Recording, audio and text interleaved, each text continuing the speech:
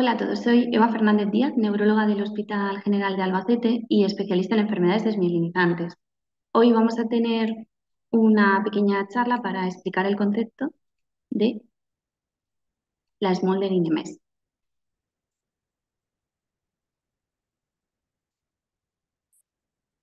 Y os preguntaréis qué es esto de Smoldering. Bueno, pues no tiene una traducción exacta a una palabra en concreto en castellano. Smolder, el verbo en inglés significa que arde lentamente. Como unas ascuas de una hoguera, sin humo, o sea, con humo, pero sin fuego.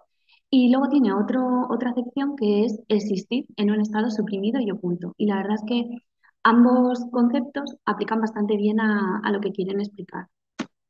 En esclerosis múltiple, esto del smoldering, del arder a fuego lento, se refiere sobre todo a la progresión, a ese empeoramiento poco a poco de los síntomas, que a veces son muy evidentes y son síntomas sobre todo motores, que son los que mejor vemos en la consulta, pero que pueden ser de muchos tipos. Pueden ser síntomas más sutiles como la fatiga, como la función cognitiva, como muchas otras cosas.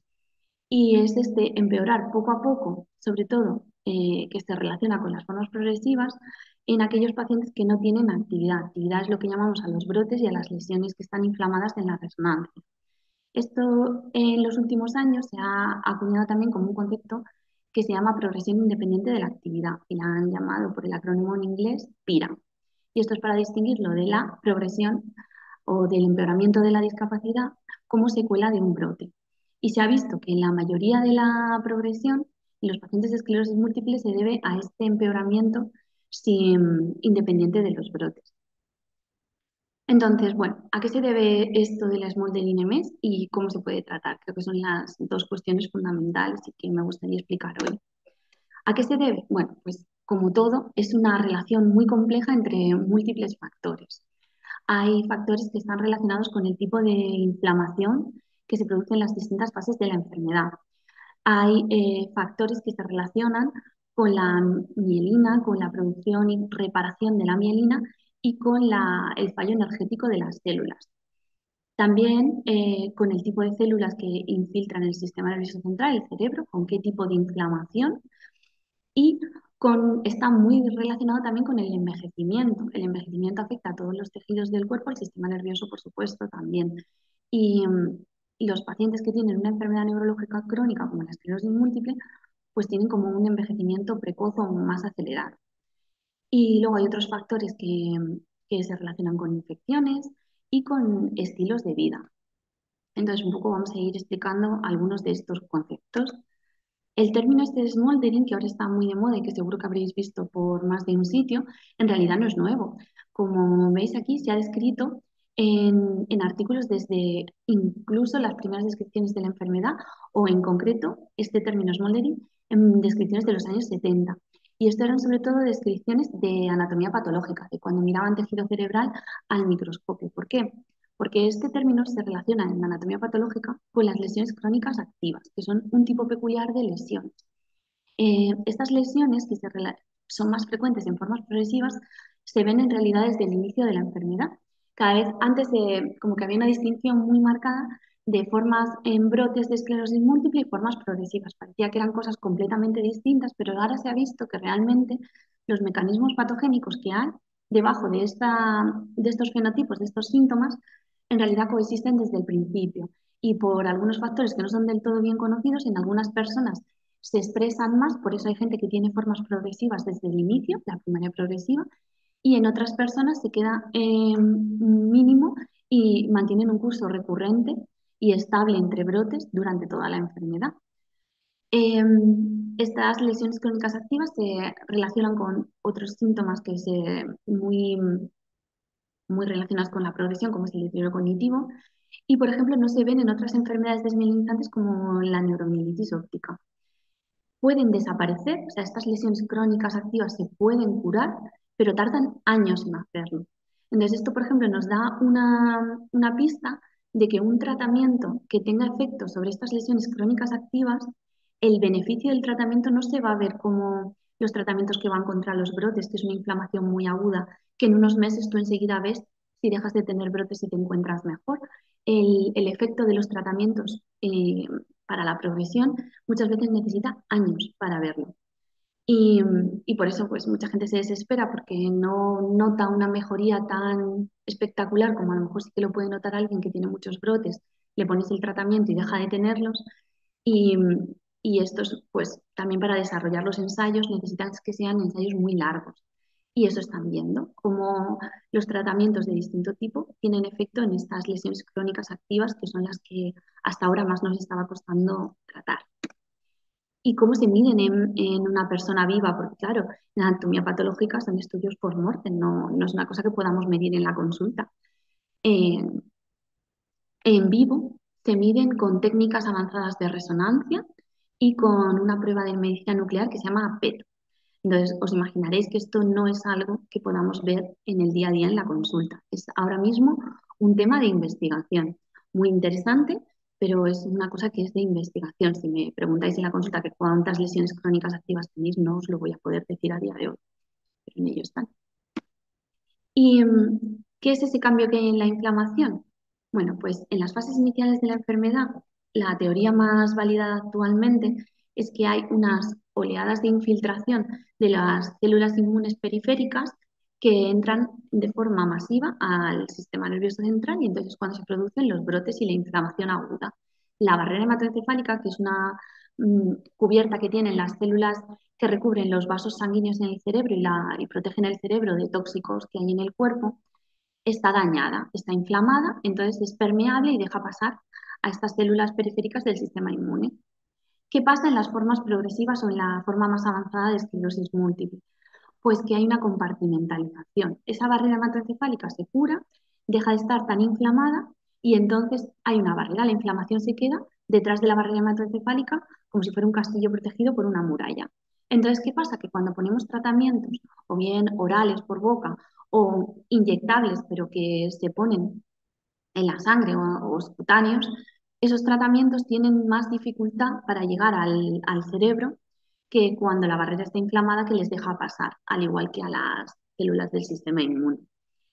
Y otros aspectos, pues que cambia un poco el tipo de células. En la fase más aguda son más linfocitos los que infiltran el sistema nervioso central y en la fase más crónica entra al predominio unas células que se llaman microglía, que son unas células que son células residentes del sistema nervioso central. Son como una variante de los macrófagos, pero que viven en el sistema nervioso central. Entonces, también tienen un papel el envejecimiento del sistema inmune y un fallo en la remielinización, que la remielinización es la capacidad de curar, de volver a producir mielina y curar las lesiones de la esclerosis múltiple. ¿Qué es lo que ocurre con el envejecimiento? Bueno, esto es bien conocido no solo en esclerosis múltiple, sino en personas sanas y en otras enfermedades autoinmunes, que con el envejecimiento las células del sistema inmune no funcionan igual. Las personas más mayores tienen más infecciones, responden peor a las infecciones, a las vacunas y tienen más tumores porque el sistema inmune le cuesta más vigilarlos. Entonces, esto es lo que se llama también inflammation, y lo que representa es una inflamación crónica de bajo grado, muy similar a lo que se ve en las lesiones crónicas de la esclerosis múltiple. Esta inflamación crónica se ha relacionado con un aumento de los factores de riesgo cardiovascular y con mayor prevalencia de enfermedades autoinmunes, porque no funcionan bien. Entonces, esto se ha visto en esclerosis múltiple, en otras enfermedades autoinmunes y también en otras enfermedades neurodegenerativas, aunque cada una de ellas tiene como unas peculiaridades. También es más evidente en las formas progresivas y junto con otros procesos asociados al envejecimiento es lo que se cree que causa la neurodegeneración. Neurodegeneración significa muerte neuronal. De hecho, se ha visto que las personas que llegan a centenarias tienen un perfil de inflamación más antiinflamatorio. Entonces, como que ese perfil les protege. Claro, cada uno tiene lo que tiene de genética y eso no lo podemos cambiar. Lo que sí que podemos cambiar son los estilos de vida, porque hay estilos de vida que favorecen que estés más antiinflamatorio y otros que estés más inflamatorio. Entonces, como ese es el objetivo, envejecer bien, todos con o sin enfermedades, pues un poco es lo que luego vamos a ver al final que nos puede ayudar. Luego, la microglía. En el sistema inmune ocurre una cosa muy curiosa y es que no es todo o nada. Cuando tú me preguntas, muchos tratamientos bajan, por ejemplo, los linfocitos. Entonces tú dices, ¿bajar los linfocitos es bueno o malo? Pues depende, porque realmente lo que provoca la esclerosis múltiple son unos linfocitos que son autorreactivos, que son linfocitos que se han confundido y en vez de atacar a los virus, a las bacterias y a las cosas extrañas al cuerpo, atacan al propio cuerpo. Entonces, lo ideal sería tener tratamientos que fueran justo contra estos linfocitos que se han confundido, pero eso a día de hoy no existe. Entonces, se atacan a los linfocitos en global, distintos tipos de linfocitos según el distintos tratamientos. Entonces, eso, el problema es que los linfocitos tienen funciones buenas y, en caso de una enfermedad autoinmune, malas. Y muchas veces es difícil eh, controlar solo los que están provocando problemas. Con la microglía en el cerebro pasa lo mismo. ¿La microglía es buena o mala? Pues es las dos cosas. La microglía tiene distintos fenotipos. Fenotipos significa como subespecialidades. Aunque son todos el mismo tipo celular, cada una tiene unas funciones. Y hay algunas funciones de la microglía que son antiinflamatorias, regeneradoras, que ayudan a curar y que ayudan a terminar la respuesta inflamatoria, porque el cuerpo tiene mecanismos para iniciar y parar la respuesta inflamatoria. Pero en las enfermedades autoinmunes esos mecanismos están mal controlados, están estropeados. Entonces, claro, el problema es que si damos un tratamiento que destruye por completo la microglía, es que eso es incompatible con la vida. De hecho, hay enfermedades que provocan una ausencia total de microglía y esos bebés no sobreviven. Entonces, hay que intentar, más que a lo mejor destruirla, modularla, pasarla de un fenotipo inflamatorio a un fenotipo antiinflamatorio, eso con todas las células del sistema inmune, pero es muy complicado y bueno, pues en ello se está.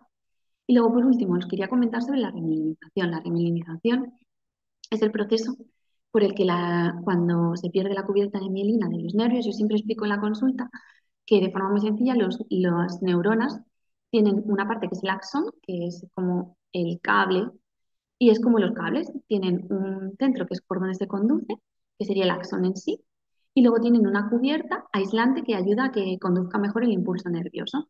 Esa cubierta es la mielina. La mielina en el sistema nervioso central la producen unas células que se llaman oligodendrocitos.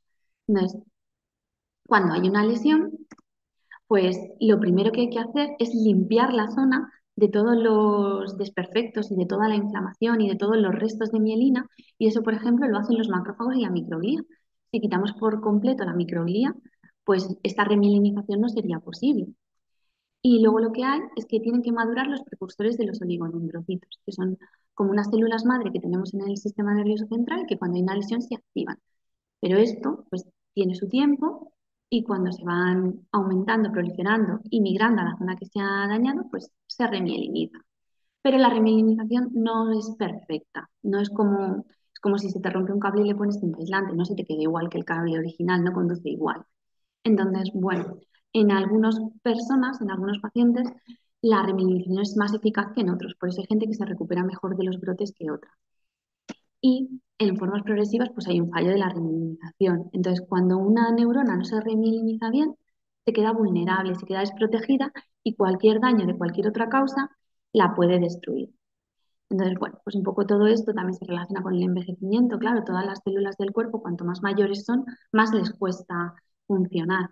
Y con otra serie de cosas, como el ambiente tóxico de la inflamación y daño por otras patologías, por ejemplo, el estrés oxidativo que se puede relacionar, por ejemplo, también con el daño vascular. Y esto es importante ahora veremos para el manejo de las comorbilidades. Entonces, ¿cómo se puede tratar la Smoldering MS? Que es lo que más os interesará saber. Bueno, pues yo lo primero que tengo que recomendaros es que hay que mantener el seguimiento por neurología. Hay gente que deja de venir a la consulta. Si, si no vienes a la consulta, pues no podemos ofrecerte tratamiento, no podemos ver cómo está la enfermedad y, y muchas de esas cosas que he comentado pues estarán sin vigilar, no se pueden saber. Que hay mucha gente que o bien porque está muy, muy bien y hace una negación y está con su vida, sus cosas, deja de venir, pero el problema es que cuando a lo mejor tienes síntomas, esos síntomas a lo mejor ya no los podemos revertir. Entonces, en medicina en general es mejor prevenir que curar y es mejor poner los tratamientos y hacer una serie de cosas cuando todavía uno está bien. Y tengo que recomendaros a todos que tengáis esta conversación sobre el tratamiento modificador de la enfermedad, cada uno de forma individual con vuestros neurólogos y neurólogas. No se puede hablar de cuál es el mejor tratamiento en general o qué tratamiento tomar, pero sí que esta enfermedad tiene muchas opciones de tratamiento a día de hoy. Hay tratamientos orales, hay tratamientos inyectables, hay tratamientos que se ponen en el hospital, hay tratamientos que se ponen en casa, hay tratamientos que se toman de continuo, hay tratamientos que se toman a ciclos, que tomas un tiempo y luego estás otro tiempo sin tratamiento. Hay prácticamente opciones para todo el mundo. Hay opciones compatibles con el embarazo, con la lactancia. Hay a día de hoy muchas opciones de tratamiento. Solo en casos muy, muy puntuales, no, en el que los riesgos sobrepasen mucho el posible beneficio, estaría indicado no tratar. Entonces, hay que ir a neurología. Sabemos que las consultas se retrasan mucho, pero mínimo, mínimo, mínimo, una vez al año sería lo mínimo que habría que ir al hospital. Idealmente 2 veces al año, pero una vez al año podría ser suficiente si la persona está muy estable, para tener esta conversación sobre cómo está mi enfermedad y el tratamiento que llevo es el mejor que puedo llevar a día de hoy, con las opciones que hay, con todo, pues de vez en cuando pues hay que revisarlo. Y luego, hay una serie de factores que predisponen para tener más riesgo de progresión. Algunos no se pueden modificar porque son cosas, por ejemplo, genéticas. Hay, por ejemplo, algunas etnias, algunas razas que tienen más predisposición a la progresión. Pero eso, por ejemplo, se ha mirado sobre todo en Estados Unidos y puede ser un factor de confusión porque no es accesible la sanidad allí para todo el mundo igual. Entonces puede estar produciendo también, más que diferencias genéticas, diferencias socioeconómicas. Pero bueno, se sabe que hay ciertos factores genéticos, hay ciertos factores que son como la edad a la que debuta la enfermedad, el sexo masculino, que también es un factor de tener más riesgo de progresión, tener una discapacidad elevada al diagnóstico y algunas cosas de la resonancia, que eso cuando aparecen al diagnóstico no se pueden cambiar, eso ya está. Pero hay otras cosas que sí que se pueden cambiar. Lo que sí hacemos con estos factores que no son modificables es que los tenemos en cuenta a la hora de elegir el tratamiento. Cuantos más factores de mal pronóstico tiene un paciente, más beneficio va a tener del tratamiento de mayor eficacia. Entonces nosotros pues, nos hacemos nuestro esquema mental y cuando predecimos, por eso he puesto la bola de cristal, un poco que el paciente puede tener mal pronóstico, le ponemos el tratamiento de más eficacia que tiene opción a tener. Y hay otros factores de riesgo que sí que se pueden modificar. Sí que se ha visto, por ejemplo, que quien tiene más brotes y progresa más rápido de la ESS en los primeros años tiene más riesgo de progresión. Pues lo que hay que hacer es ajustar muy bien el tratamiento en estos pacientes. Y otros factores como el tabaquismo, las comorbilidades, eso también influye en la progresión y hay que tenerlos bien controlados. Lo que os decía, hay que controlar la enfermedad. Sabemos que cuantos menos brotes y menos lesiones nuevas se hagan en los primeros años de evolución, pues más cerebro sano nos queda para compensar y más reserva para aguantar el envejecimiento y la progresión los años posteriores. Entonces, los primeros años sobre todo hay que tener la enfermedad muy bien controlada. Pero no solo los primeros años, se ha visto también en algunos estudios que una vez que los pacientes ya están en forma secundaria progresiva, también son los pacientes que más actividad, más brotes han tenido, los que progresan más rápido. Entonces, siempre que alguien tenga actividad, siempre que alguien tenga brotes, por muy avanzada que esté la enfermedad, tiene indicación de tratamiento. Entonces, esta conversación hay que tenerla con los neurólogos y hay que tener seguimiento. Y luego, ¿qué puede hacer alguien por su propio lado para llevar la enfermedad y en general la salud y el envejecimiento lo mejor posible? Pues muchas veces, yo también digo en la consulta que muchas veces la salud de uno depende más del propio paciente de que de lo que nosotros podamos hacer por vosotros en el hospital. Entonces hay que cuidarse, hay que cuidar el cerebro. ¿Y cómo se cuida el cerebro? Pues bueno, los pilares de la salud cerebral son los siguientes. Hay que hacer ejercicio físico regular, hay que cuidar la alimentación, hay que tener muy bien tratadas las comorbilidades, que son comorbilidades significan las otras enfermedades que uno puede tener aparte de por la que le seguimos. Pues en el caso, si seguimos a alguien por esclerosis múltiple y también tiene hipertensión y diabetes, pues hipertensión y diabetes son comorbilidades. Hay que tener una buena higiene del sueño, dormir bien es muy importante. Hay que mantenerse activo no solo desde el punto de vista físico, sino también mental y social, es muy importante. Entonces vamos a ver un poquito de esto. La actividad física. Si con lo que os voy a decir nos convence para que os apuntéis al gimnasio, pues ya me retiro. La actividad física predice la mortalidad. La gente que hace ejercicio físico regular se muere menos. Punto. No tiene más historia. Se ha mirado de millones de maneras y predice la mortalidad por cualquier causa. Pues claro, a ti a lo mejor te preocupa, a ti en concreto o cualquiera, pues la esclerosis múltiple, pero es que te puede dar un infarto de miocardio y morirte de eso. Es que el cuerpo pues es todo un uno y hay que cuidarlo. Entonces, menos riesgo de morirse los que hacen ejercicio. Y en concreto, en esclerosis múltiple parece que hacer ejercicio físico regular tiene un efecto neuroprotector. Se ha visto que se asocia con menos niveles de neurofilamentos, que son unas proteínas que se liberan cuando las neuronas se mueren. Entonces, tener menos niveles de neurofilamentos implica que se te mueren menos neuronas. Eso es bueno. Y con otra forma de medir esta muerte neuronal, que es con la atrofia cerebral. Hacer ejercicio físico regular también se asocia con menos atrofia. Y además tiene un efecto sintomático beneficioso en síntomas que son muy difíciles de tratar, como es el deterioro cognitivo y la fatiga. Esta tabla horrorosa que veis aquí es el resultado de un metaanálisis. Un metaanálisis es un tipo de estudio que compara y junta el resultado de muchos estudios para tener como un número de pacientes mayor y tener un resultado como más determinante. Porque los estudios, pues hay algunos que tienen resultados contradictorios. Y en el tema, por ejemplo, de la fatiga, se ve claramente como, aunque hay estudios que no encuentran diferencias significativas, el efecto global es que es beneficioso a favor del tratamiento del ejercicio físico. Y muchos sabréis que la fatiga cuesta mucho tratarla y que casi no responde a nada. Entonces, si tenemos una herramienta que nos puede mejorar la fatiga, la cognición, el ánimo, pues hay que hacerlo. ¿Cómo? Pues siempre supervisado y adaptado a la situación funcional y necesidades y, en este punto también lo pongo, economía y preferencias de cada paciente. No todo el mundo puede hacer el mismo tipo de ejercicio, no a todo el mundo le gusta hacer el mismo tipo de ejercicio, entonces esto hay que ir viéndolo. Y si hay alguien, no es lo mismo una persona que tiene una exploración neurológica normal, que prácticamente puede hacer un ejercicio en un gimnasio convencional de la intensidad del tipo que quiera, que una persona pues, que tiene una alteración del equilibrio o una debilidad en una extremidad, pues hay que adaptarse. Para eso están los fisioterapeutas, muchos se están especializando en ejercicio físico y te pueden ayudar a elegir cuál es el mejor ejercicio que te puede beneficiar y que te guste. Porque yo digo muchas veces que el ejercicio te lo tienes que tomar como si fuera una pastilla, que hay que hacerlo X veces a la semana con una pauta concreta, pero lo cierto es que si no te gusta te va a generar mucha ansiedad hacerlo y a la larga puede que sea contraproducente. Entonces tiene que ser algo que te guste.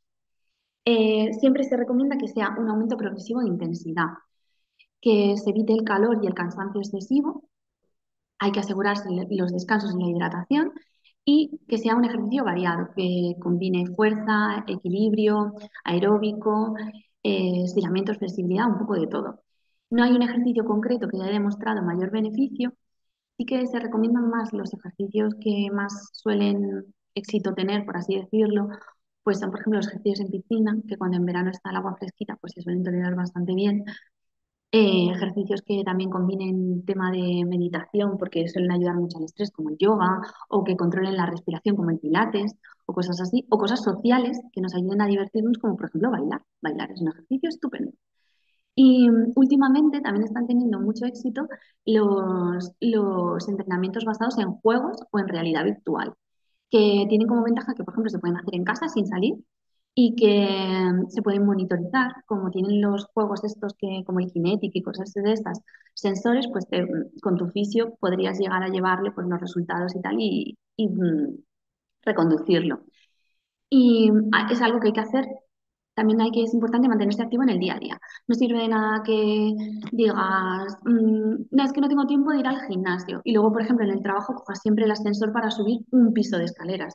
Pues si puedes subir un piso de escaleras, es mejor que lo subas, porque es un ejercicio que estás haciendo casi sin darte cuenta y no te quita tiempo de tu día a día. Y también es muy, muy, muy útil que sean ejercicios que se hagan en grupo, porque muchas veces esa parte también social también ayuda a motivarnos y a que sea más divertido.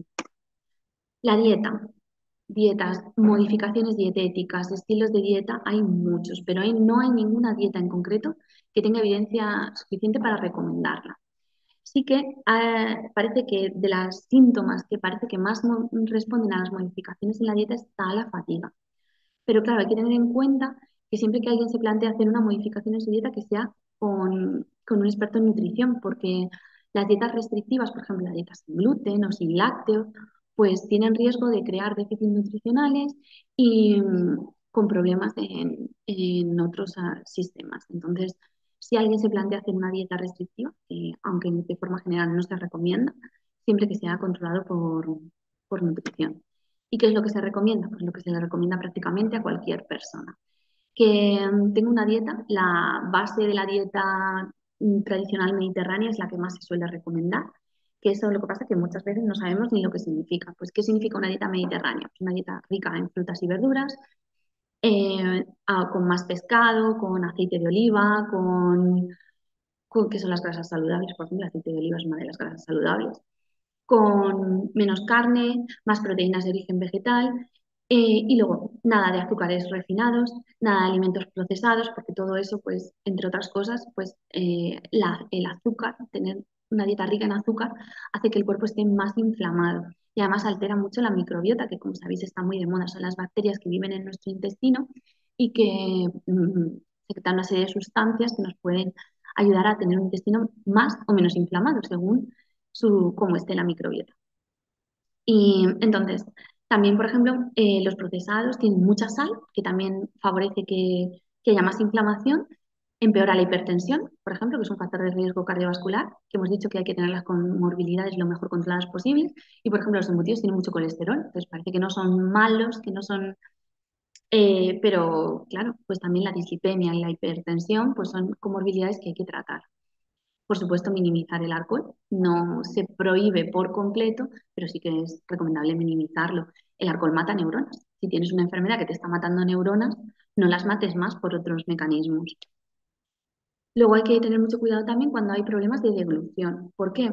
Porque, por ejemplo, una de las cosas que más cuesta tragar es la carne, porque hay que masticarla mucho y cuesta. Entonces, cuando la gente tiene problemas de deglución, muchas veces disminuye el consumo de proteínas animales y eso puede tener, por ejemplo, problemas cuando hay desnutrición, puede haber un aumento de infecciones. Entonces es muy importante vigilar la deglución y si hay problemas de deglución, tratarlos con logopedia y con técnicas para mejorar la deglución y adaptar las texturas. Y vamos a hablar un poquito de las comorbilidades, sobre todo os quiero hablar del riesgo cardiovascular. Se produce una cosa curiosa en la esclerosis múltiple y es que la enfermedad cerebrovascular, son los ictus, todos, prácticamente todos, cuando vamos cumpliendo años, vamos acumulando unas pequeñas lesiones isquémicas crónicas en el cerebro que se deben a que con el envejecimiento las pequeñas arterias del cerebro se van estropeando, se pueden cerrar y dan lugar a estas lesiones. Esas lesiones, esa enfermedad cerebrovascular, es más evidente en la gente que tiene factores de riesgo vascular, los fumadores, hipertensión, diabetes, colesterol, y entonces se ha visto que la gente que tiene estos factores de riesgo cardiovascular tienen más progresión de la discapacidad en esclerosis múltiple, van peor. Pero además, tener esclerosis múltiple hace que tengas más riesgo cardiovascular y no se explica solo por tener factores comunes. Por ejemplo, el tabaquismo es un factor de riesgo para la esclerosis múltiple y para la enfermedad cerebrovascular. Pero independientemente de estos factores comunes, la esclerosis múltiple de por sí te aumenta el riesgo cardiovascular. Se cree que se debe a eso que os contaba de la inflamación crónica que se ve en las enfermedades autoinmunes, esa inmunosenescencia, pues esa inflamación crónica parece que tiene que también aumenta el riesgo cardiovascular. Entonces es muy importante que todos nos lo miremos. A partir de cierta edad todos tenemos que mirarnos en las analíticas el colesterol, el azúcar y hacernos controles de tensión arterial y tener una conversación con nuestros médicos de atención primaria y decirles, mira, tengo una enfermedad crónica, me ha dicho mi neuróloga que me tengo que cuidar con límites más estrechos, pues el colesterol, el azúcar y todo eso. Entonces, llevar un seguimiento en el centro de salud sobre todo, que es donde mejor hacen la gestión del riesgo cardiovascular. Luego el tabaquismo. Igual que os decía con el ejercicio, si con lo que os voy a decir no os comento para dejar de fumar, también me retiro. El tabaco en esclerosis múltiple es un factor de riesgo para desarrollar la enfermedad. ¿Por qué? Porque el tabaco provoca una inflamación crónica en el pulmón. Entonces, si tú tienes un linfocito autorreactivo que está dirigido contra el cerebro, para que pueda cruzar esa barrera hematoencefálica de la que os hablaba, tiene que activarse. Entonces, ¿dónde se activan los linfocitos? En las zonas con inflamación. Si fumas, tienes inflamación crónica en el pulmón, con lo cual todo el rato tu sangre que está circulando por el pulmón te aumenta la probabilidad de que ese linfocito autorreactivo vea inflamación en el pulmón y diga, uy, fiesta, me activo y entonces ya cruza el cerebro y provoca las lesiones de la esclerosis múltiple. Entonces, si quitas esa inflamación crónica en el pulmón del tabaco, disminuye mucho el riesgo de que ese linfocito autorreactivo se active y produzca el daño.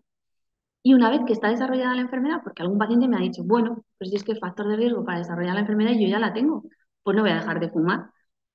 ¿Mm?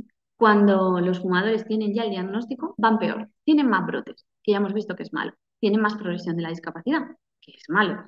Encima, los tratamientos modificadores de la enfermedad pueden perder más eficacia. porque se ha visto que es más frecuente tener anticuerpos contra los tratamientos en los fumadores y eso hace que pierdan eficacia.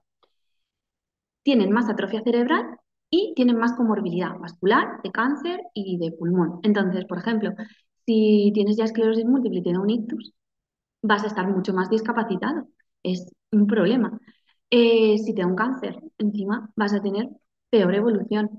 Y si tienes una enfermedad pulmonar, si ya estás fatigado por la esclerosis múltiple y encima tienes una enfermedad pulmonar y tienes que llevar oxígeno, es que vas a estar muchísimo más fatigado. Entonces, el tabaco aumenta el riesgo de desarrollar la enfermedad, empeora el pronóstico, le quita eficacia a los tratamientos, aumenta el daño cerebral por otras causas y encima empeora sintomáticamente. Así que hay que dejar de fumar. En todas las visitas médicas, yo soy muy pesada con esto porque además soy exfumadora y los que menos toleran a los fumadores son los exfumadores, porque como tú has dejado de fumar, te piensas que todo el mundo puede. Es difícil pedir ayuda. Se puede poner medicación. En los centros de salud hay opciones para ayudar. Y si no se puede, hay una consulta específica de tabaquismo en neumología en el hospital. Si queréis dejar de fumar y no podéis, solo tenéis que avisarnos, pedir ayuda y os ayudaremos en lo que podamos. Luego, otra parte muy importante de las comorbilidades son los trastornos de ánimo. Los trastornos de ánimo son muy frecuentes en esclerosis múltiple y también condicionan una peor evolución de la enfermedad. Entonces, hay que tratarlos de forma agresiva. Entonces, es muy importante que aprendamos todos, pacientes y gente que no tiene enfermedad, a manejar el estrés, porque a día de hoy todo el mundo está estresado, todo el mundo va acelerado y yo siempre digo que no puedes evitar las cosas malas que te tira la vida encima, porque es verdad que cada uno, hay gente que por lo que sea tiene peor suerte y son un poco pues que agrupan muchos problemas en casa, en el trabajo, cosas, no podemos evitar lo que nos toca, pero sí podemos gestionarlo, o sea, sí que podemos, en cierto modo, elegir cómo nos lo tomamos.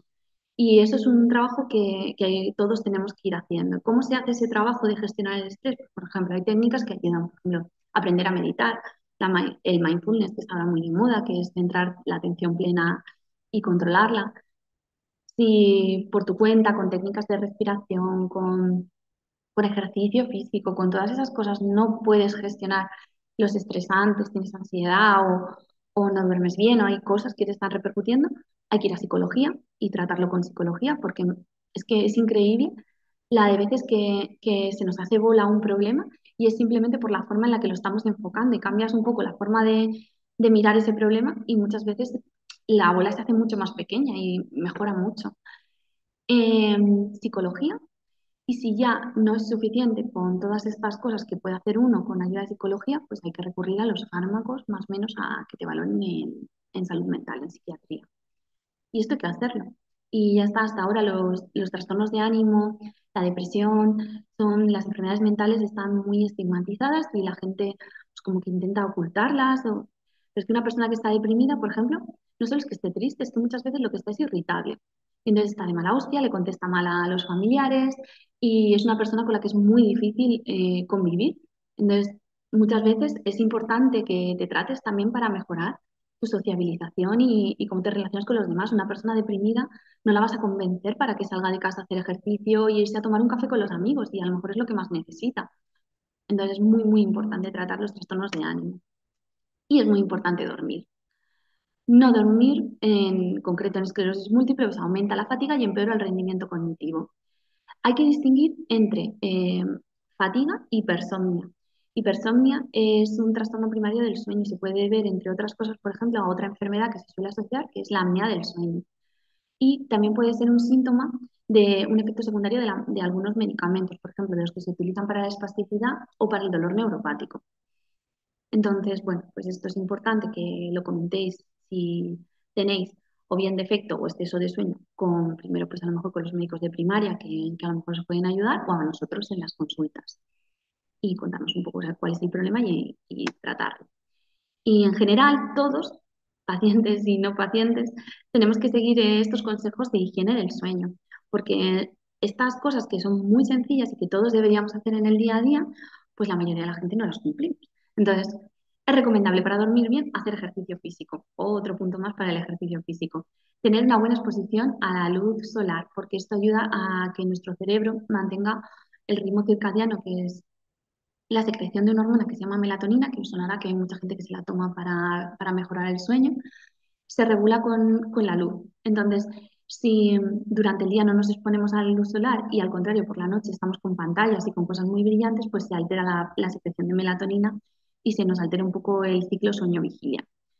Eh, Hay que controlar el peso porque, por ejemplo, la obesidad se relaciona con la apnea del sueño, entonces puede alterar el sueño. Es importante que nuestro dormitorio sea un espacio que tenga unas calidades suficientes para dormir y que sea para dormir. El dormitorio es para dormir. Tiene que estar muy separado a la zona de ocio. Entonces, bueno, pues lo típico, oscuro, silencioso, fresco, cómodo. En verano, en Albacete, pues, ¿quién tiene un dormitorio así? Muy poquita gente, pero hay que intentarlo. Luego, las pantallas. ¿Cuánta gente se queda durmiendo viendo el móvil en la cama? O sea, eso es terrorífico para el sueño. Entonces, yo, por ejemplo, durante una época que no podía dormir bien, una de las cosas que me ayudó a volver a dormir bien fue dejarme el móvil en el salón. Me dejaba el móvil en el salón y así no tenía la tentación de mirarlo justo antes de irme a la cama. Entonces yo, pues nada, me entretenía después de cenar a lo mejor ahí un poco y lo dejaba en el salón, me iba, me lavaba los dientes, me ponía el pijama y a la cama sin móvil. Dejar de fumar porque los fumadores tienen peor calidad del sueño y tener un ritual previo para irte a dormir. Esto, por ejemplo, se hace mucho con los bebés, que yo he tenido bebés hace poco y entonces pues, vi cosas de estas de sueño en los bebés, y es que tienes que tener un ritual. Todo el mundo tiene un ritual para irse a dormir aunque no lo sepa. Y es que, pues eso, por ejemplo, lo que yo os he dicho, vas, te lavas la cara, te lavas los dientes, te pones el pijama, haces como una serie de cosas y eso, ese tiempo ayuda a tu cerebro a decirle, es hora de apagarse, es hora de ir a dormir. Por ejemplo, añadir en esta rutina del sueño una meditación o alguna cosa así que nos ayude como a desconectar del día a día y de los problemas también puede ser beneficioso. Y luego hay que mantenerse activo, que de esto pues creo que os van a hablar los psicólogos. Es muy importante mantener la mente activa, estar desde muy pequeños cultivando nuestra mente, no solo nuestro cuerpo. Ahora están todos los chicos en el gimnasio, con todos los adolescentes, porque ahora está muy de moda el culto al cuerpo, pero hay que cultivar también la mente. En la gráfica esta veis, se ha visto que la gente que tiene más reserva cognitiva, y ahora os explico un poco cómo se consigue la reserva cognitiva, tolera mejor la evolución de la enfermedad, eh, en concreto el deterioro cognitivo. La reserva cognitiva se crea desde pequeños. Cuanto más alto es tu nivel de estudios, más reserva cognitiva tienes. Cuantos más aficiones de ocio que impliquen la cognición, mejor. Por ejemplo, la gente que lee, la gente que hace pues crucigramas, ese tipo de pasatiempos, que está siempre apuntada a cursos, que está siempre aprendiendo, que está estudiando, ¿qué tal? Es la gente que más reserva cognitiva tiene. Si tu única afición es ver la tele mi madre siempre ha dicho que es para tontos, porque tú te sientas ahí con la boca abierta y no te exigen ningún tipo de esfuerzo cognitivo. Yo, por ejemplo, una cosa que hacía es que, por ejemplo, cuando veía una película la veía siempre en inglés con subtítulos o en alemán con subtítulos, porque así te estás obligando a leer, aunque estás viendo una película. El cine o cosas así son aficiones que te gustan más. Evidentemente, pues hay que tener un nivel cognitivo adecuado para tener la velocidad suficiente para leer los subtítulos. No es para todo el mundo, pero bueno, son algunos consejos que os doy. Si sois más, por ejemplo, de cosas audiovisuales que de libros en sí. Y por último, lo que más beneficia a nivel cognitivo es la interacción social. Mantener, por ejemplo, una conversación con otra persona exige estar muy bien a nivel cognitivo porque tienes que estar prestando atención, que es una de las funciones cognitivas que más se afectan en la esclerosis múltiple. Tienes que estar recordando lo que te está contando esa persona para hacer comentarios apropiados. Y tienes que buscar en tu lenguaje esas palabras, es complicado realmente mantener una conversación. Y es muy importante que se cuiden las relaciones sociales con nuestra familia, con nuestros amigos, que, por ejemplo, ayudan mucho también los grupos de apoyo, las asociaciones, para entrar en contacto con gente que pasa por cosas parecidas a lo nuestro y, y te puede venir bien. No es para todo el mundo, hay gente que prefiere no relacionarse con otras personas que tienen la enfermedad, pero es una opción. Se recomienda también muchas veces hacer voluntariado, porque muchas veces ayudando a otras personas nos sentimos mejor. Ayudar a otros ayuda a sentirse mejor.